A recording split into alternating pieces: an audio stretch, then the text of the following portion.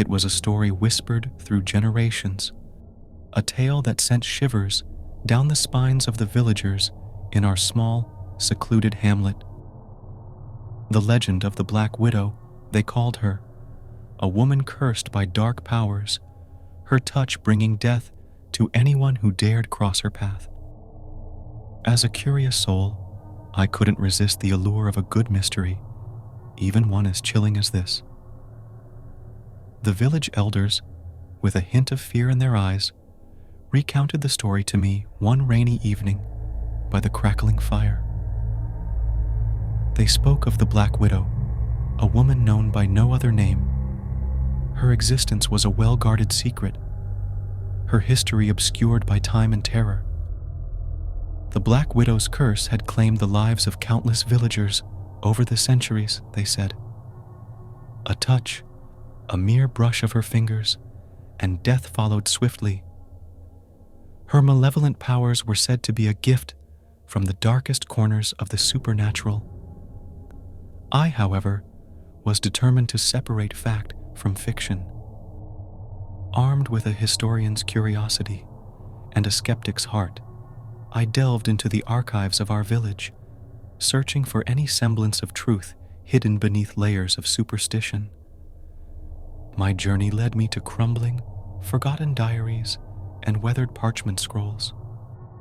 They spoke of a woman named Ilara, a recluse who had lived on the outskirts of our village centuries ago. Ilara was said to possess knowledge of herbs and incantations, and her appearance had always been a source of fear and suspicion among the villagers. Intriguingly, the records indicated a string of unexplained deaths in the village during Ilara's time.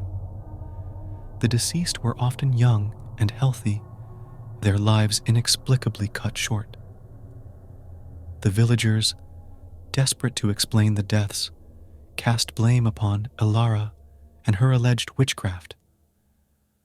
My search for more concrete evidence led me to the village cemetery, where I hope to uncover the graves of those claimed by the Black Widow's curse.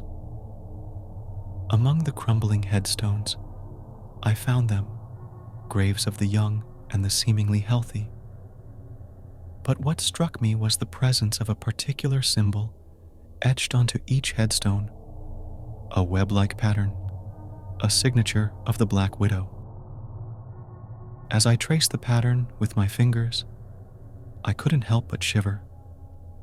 It was clear that something sinister had transpired in our village's past, something that could no longer be dismissed as mere legend. My research led me to the final piece of the puzzle, a diary hidden away in a long-forgotten attic. It belonged to Ilara herself, a chronicle of her life in the village. In her own words, she recounted her isolation, her knowledge of herbs, and her desire for solitude. It became evident that she had never sought to harm anyone. She had merely wished to be left alone. It was the villagers who had labeled her a witch, who had accused her of malevolence. In her final entries, Ilara wrote of her loneliness, of the villagers' hatred, and her fear of their judgment. Her last words were a lamentation for the life she had lost. In that moment, I realized the true horror of our village's history. The curse of the Black Widow was not a result of supernatural powers, but rather the product of fear and superstition. Ilara had been a victim of her time, her life cut short by the very people she had sought to live among. As I pieced together the puzzle of our village's dark past, I couldn't help but wonder how many other stories of persecution and injustice had been twisted into legends of malevolent forces.